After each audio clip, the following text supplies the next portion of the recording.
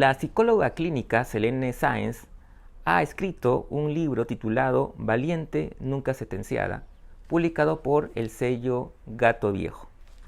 Si bien el libro no tiene mayores pretensiones literarias, eh, creo que es importante por el tema que enfoca.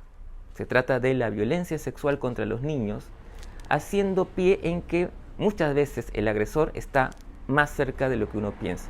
Y lo interesante del libro es que nos acerca a esta problemática a través de una narración, a través de una historia. Justamente conversé con Selene hace unos días y quiero compartir con ustedes dicha conversación. Pero antes quiero recomendarles la librería Vallejo, Librería Café. Pueden encontrarla en su local en la avenida Camino Real, en San Isidro, y por supuesto seguirla a través de sus redes sociales. Y a nosotros también nos pueden seguir en Instagram como Letra Capital Oficial. Y si quieren ver esta y otras entrevistas, las pueden buscar en mi canal de YouTube, buscándome como Carlos M. Sotomayor. Ahora bien, sin más preámbulos, los dejo con la entrevista a Selene Sáenz aquí en Letra Capital.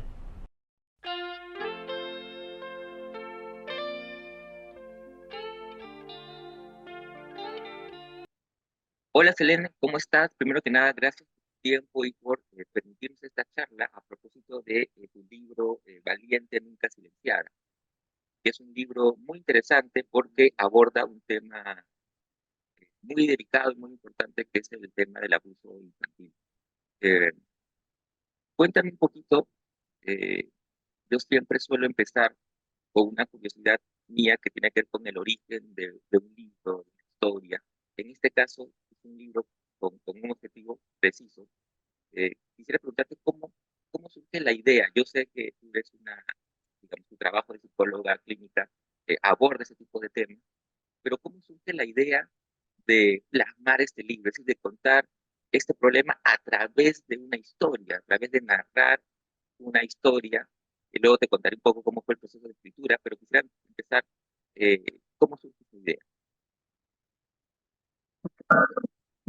Ok, a raíz de la poca información que hay, es un tema que realmente pasa bastante en la sociedad, es una realidad, pero siendo una realidad hay muy poca información sobre esto. Es como que es un tema incómodo de hablar y por ser un tema incómodo de hablar, parece que la mayoría, o sea, cuando yo he ido a buscar información sobre estos temas para apoyarme en una referencia para hacer el cuento, cuando visité como 5 librerías y no había información sobre esto. Entonces, como te repito, es un tema como que bastante incómodo para muchas personas y parece como que si no, al no tocarlo, dejara de existir. Entonces, de ahí empezó mi motivación al escribir este cuento.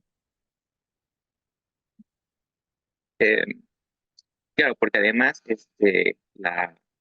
la historia revela algo que, como tú dices, quizás muchos no quieren, primero que el tema, claro, no se quiere tocar, no se quiere hablar, y más aún cuando advertimos muchas veces que, digamos, el enemigo, el agresor, no está fuera, que muchas veces está más cerca de lo que uno puede pensar, ¿no? En el caso de esta historia que tú cuentas, es el tío quien es finalmente el agresor. Claro. Claro, generalmente la mayoría piensa, ¿no? Que el perpetrador se encuentra en la calle, ¿no? Y es más, tienen un estereotipo de que el perpetrador, el abusador suele ser una persona, un monstruo tipo Drácula, ¿no? Cuando es todo lo contrario, el perpetrador generalmente está en la casa y es una persona de su entera confianza, es una persona que quiere bastante a la víctima eh, y no cumple con estos estereotipos que la sociedad nos hace creer, ¿no? De este monstruo, de esta persona que es cruel, que es más, cumple, se ajusta a un estereotipo hasta físico, ¿no? Es más los abusadores en los casos que he atendido generalmente son abuelos, son tíos y son profesionales. Son personas que pasan desapercibidas porque se camuflan en frente a los demás como una persona amable, educada, estudiada. Entonces son fáciles perdón, son difíciles de sospechar de ellos. ¿Verdad? Primero yo creo que tendríamos que romper esos estereotipos de que el abusador tiene que ser un hombre, un hombre, no sé, que tenga rasgos agresivos, rasgos crueles, que está en la calle, una persona que es sin estudios, cuando suele ser todo lo contrario. Eh, Otra cosa interesante del libro, me parece que es el cómo se aborda, digamos, ¿no? Seguramente una posibilidad habría sido tocar el tema como un ensayo, como ¿no? Un libro más de soporte, pero sin embargo tú has decidido eh, tocar el tema a través de una narración, a través de un cuento, historia, que además está escrita en primera persona, tomando la voz de la protagonista, de la niña, de la víctima. Eh, ¿Crees que de alguna manera la literatura, la narración, tiene mucho más impacto quizás en los lectores para este tipo de temas? Sí, pienso que, pienso que las personas, bueno, bueno, acá en Perú hay muy pocos lectores, ¿no? Pero es una forma más fácil y digerible, ¿no? Mediante, porque en sí es una novela, entonces el lenguaje que utilizo es bastante sencillo y que puede ser leído incluso por adolescentes de 12 años en adelante. Entonces, si tú lo que yo he visto, cuando si tú le das información a un adolescente con referencias bibliográficas, con estadísticas, eh, es muy poco probable que lo lean. Es una realidad, es muy poco probable. Deja de ser atractivo. Entonces, se me ocurrió hacer este cuento a través de la literatura para generar curiosidad en los niños y que puedan identificar, ¿no? Porque en el cuento hay una página, que dedico una página entera en donde hablo señales de alerta, ¿no? Que son guías tanto para los padres o para los hijos, porque hay que tener en cuenta que a veces los chicos no se dan cuenta que esta actitud, este manoseo, este abuso sexual que no siempre tiene que ver la penetración, a veces el abuso sexual se da mediante los tocamientos, entonces que no está bien, porque a veces cuando son chicos, no todos los chicos cuando hemos sido niños, tenemos y estamos convencidos que lo que dicen nuestros padres o lo que dicen los adultos es ley, es lo correcto, es lo que debe ser. Entonces, ¿cómo el niño identifica que cuando está siendo tocado eso está mal? ¿No? Entonces, es por eso que yo me motivé a hacer este cuento y donde describo cómo mi personaje, que es el protagonista que se llama Maite, cómo pasa, cómo el perpetrador llega hacia ella, ¿no? Que es mediante los juegos, ¿no? Porque tú al niño le dices, vamos a jugar, no te va a decir no, que el niño no quiere jugar.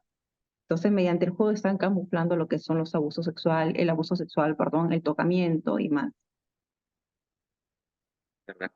Claro, y de alguna manera también pensaba que el hecho de hacerlo a través de una historia hace que uno se pueda identificar muchas veces y pueda conectar Ujú. con el personaje, ¿no? Y el hecho de que justamente, digamos, no sea una historia narrada en tercera persona, con un narrador que se separa un poco del tema, sino que es la misma Maite la que nos cuenta su caso, hace que uno Ujú. conecte con ella, ¿no? Y con el tema finalmente. Exacto, como bien dices, ¿no? Al ser narrado en primera persona, es más a leerlo. Es como si tú lo pronunciaras como si te estuviera pasando. Entonces hay como que una conexión más directa, y no como un poco de alejamiento, ¿no? Como cuando tú narras en tercera persona, como que lo ves hasta un poco distante, ¿no? Sí. ¿Sí? Y otra cosa que justo has comentado que también me parece interesante, que es, digamos, además de la historia, hay como un complemento, como un bonus track que tiene que ver justamente con esos tips, esas recomendaciones que van dirigidas a los padres, ¿no? De cómo estar alertas, digamos. Eh, y hay una parte que me pareció fundamental que tiene que ver con la confianza, ¿no? Cómo digamos, los padres tienen que generar esa confianza para que justamente estos temas tan complicados sean más fáciles de que el niño los pueda compartir, ¿cierto? Eh, no con la exigencia de cuéntame qué es lo que te pasó, porque ahí simplemente cortamos, ¿no? Sino que se genere esa confianza, ¿no? Que finalmente en el cuento, ¿no? Michael logra finalmente hablar con la mamá, ¿no? Ujú. Perdón, no te escuché la última parte. ¿Me podrías repetir? No, te comentaba justamente que este tema de la confianza que lo dices un poco en la parte final, ¿no? En esta Ujú. cuestión para los padres, ¿no? Estos tips. eh, y me parece muy importante ahí cuando tocas el tema de la confianza, ¿no? De cómo los padres tienen que generar ese clima de confianza para que los niños puedan justamente compartir aquellas experiencias traumáticas que les pueden ocurrir, ¿no? Que que de hecho justamente en el cuento Maite logra contarle a la mamá. Ujú. Sí, sí, es importantísimo fomentar desde pequeños la confianza junto con el respeto, ¿no? Que va bastante de la mano, ¿no? ¿Cómo? Respetando los límites que nos ponen los niños.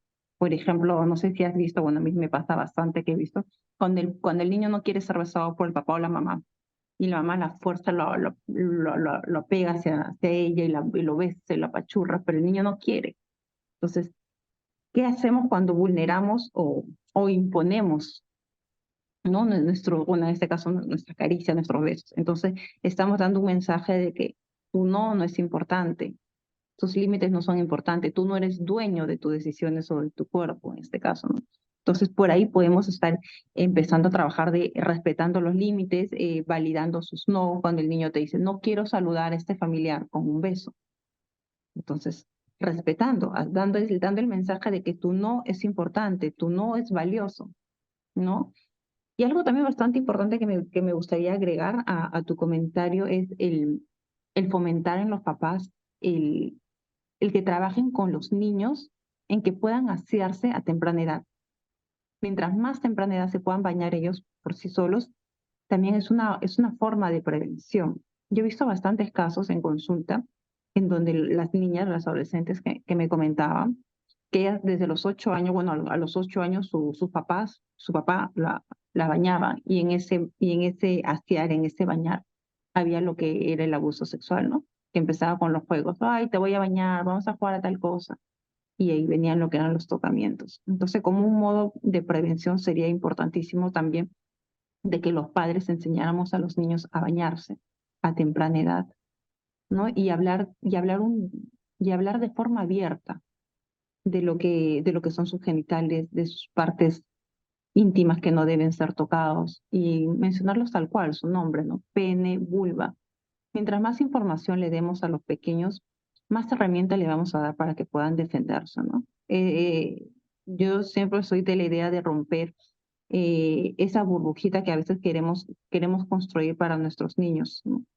El querer protegerlos, el querer decir, no, esto no se habla, esto no se toca porque es muy pequeño, lo que hacemos es que sean más vulnerables, porque el hecho de que no se hable no quiere decir que deje de existir, es algo que pasa, entonces hay que darle herramientas a los chicos para que puedan defenderse. Y el hablar, y también es importantísimo el tono con el que hablamos con los chicos. Si le hablamos, no, si alguien te toca, tú tienes que avisarme, tienes que contarme en el momento. Entonces, al hablar en ese tono, los asustamos. Y el niño va a traducir, uy, si pasa esto, mi mamá se va a enojar, se va a enfadar. Y más si no le conté en su momento, me va a ser culpable. Entonces, todo eso hay que tocarlo con bastante pinzas. Sí, porque, digamos, justo has tocado un tema que también me parece interesantísimo, que es el tema de la culpa, ¿no? Finalmente, cómo las víctimas eh, sienten culpa de lo sucedido. Es una constante. Sí, sí. Mira, qué bien que lo menciones. Sí, es la primera emoción que aparece en la víctima, que es la culpa. La culpa junto con la vergüenza, que dicen, hay algo en mí, hay una falla en mí que ha despertado una excitación en él. O sea, la falla viene en mí, yo he provocado esto. Porque hay que tener en cuenta que el perpetrador es una persona altamente manipuladora. Entonces le dice los mensajes que le va diciendo al niño, tú me has buscado, tú me has estado provocando, tú has querido que esto pase. Entonces el niño obviamente es pequeño, entonces su cabecita no gestiona estas palabras, no se da cuenta que está siendo manipulado, ¿no? Por un ser cruel. Entonces se siente culpable y se siente culpable porque no pudo defenderse, se siente culpable porque no avisó a tiempo. Entonces todo eso hace que el menor se quede en el silencio por miedo, por sentirse culpable. Sí, es muy triste, pero es real. ¿Verdad? Eh, y ahora que mencionabas, digamos, esto de, de hablar del tema, pensaba también en que, claro, lo ideal es que esos temas se hablen en casa, ¿no? Con esa naturalidad de la que tú comentas, eh, pero también, ¿crees que también tiene que hablarse en la escuela? Es decir, eh, hay mucho debate sobre eso, incluso hay movimientos en contra, cuando creo que también es muy saludable que también en la escuela se toquen esos temas. Importantísimo lo que menciona. Sí, definitivamente. Yo pienso que sí, debería tocarse en los colegios, ya debería trabajarse incluso en los chicos de 7 años, 8 años, ¿no? Obviamente teniendo en cuenta el lenguaje y la cantidad de información y detalles que se les vaya a dar al menor, pero ya deberíamos de prevenir porque es algo que pasa todos los días, ¿no? Entonces, mientras más estrategia le demos a los niños, mientras más información le demos a los niños, hacer talleres de padres, es más, debería haber un plan lector en los colegios en donde hay ese tipo de información, ¿no? Y trabajar conjunto con los profesores, porque el profesor también se da cuenta cuando ve un cambio en su niño, cuando ve que el niño ha habido como que un retroceso, por decirlo así, ¿no? Que era un niño bastante aplicado y de pronto, de forma abrupta, de forma radical, dejó de participar en la clase, se empezó a aislar, empezó a tener una conducta un poco agresiva. Entonces, en el colegio también, ¿no? Los profesores deberían estar atentos con esto y para ello hacer incluir en su plan lector, hablar de estos temas, ayudar al niño como un soporte, ¿no? Porque a veces en casa el papá o mamá, cuando los niños mencionan eso, a veces no son creídos, o sea, el padre no le cree, o sea, cuando el niño le da esta información tan importantísima, tan sagrada, los padres lo que dicen, pero ¿estás seguro que ha pasado eso? ¿Estás seguro? ¿No estás exagerando? Entonces, ¿qué mensaje le están dando al niño? Que el niño se encuentra solo. Entonces, por eso también es importante, ya que en casa pasa eso, entonces tener un soporte que puede ser en la escuela, ¿no? Los profesores, involucrarse. Es más, todos los adultos nos deberíamos de involucrar en esto. Todos. Es una obligación que tenemos para con nuestros niños. Ujú. Coincido totalmente. Un poco para terminar, eh, ¿has pensado, y luego de esta experiencia con este libro, eh, y digamos el impacto que puede tener tocar un tema eh, como este a través de una historia, has pensado continuar esta línea de repente con otros temas clínico que pueda ser mejor abordado, mejor entendido a través de una historia? Sí, sí, sí, sí, sí, está dentro de mis planes, ya quizás con un lenguaje un poquito más complejo, porque también me gustaría, mira, te comento, en consulta también pasa bastante que vienen adultos que han sido tocados de niños, ¿ok?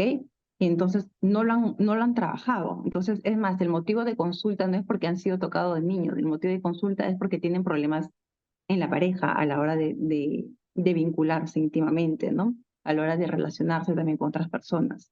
Entonces, y como no lo han trabajado, queda esto como un asunto pendiente, ¿no? Como un asunto inconcluso y se va manifestando ya de adultos. Entonces, me encantaría también hacer ya con un lenguaje como para adultos, sí, mencionar estos temas, brindar información o brindar sobre la afectación psicológica que produce esto, ¿no? Que generalmente es el estrés postraumático, pero sí hay una afectación psicológica. La persona que pasa por ese tipo de trauma, por ese tipo de evento, puede tardar en sanar años, años de años.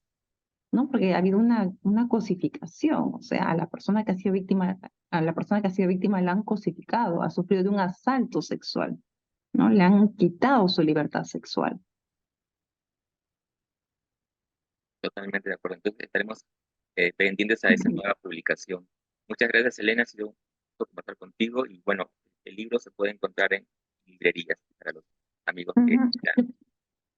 Gracias. Se puede encontrar directamente a través de mi Instagram, Centro Jano, o a través del Facebook, Centro Psicológico Jano, y en las librerías, la librería Vallejo, que se encuentra en San Isidro, librería Virrey, que se encuentra en Miraflores, librería Placeres Compulsivos, que se encuentra en Barranco, y la librería de Arequipa, Filantropia. Bueno, pues ya están avisados nuestros amigos. Muchas gracias nuevamente, Elena, por esta conversación muy interesante. Muchas gracias.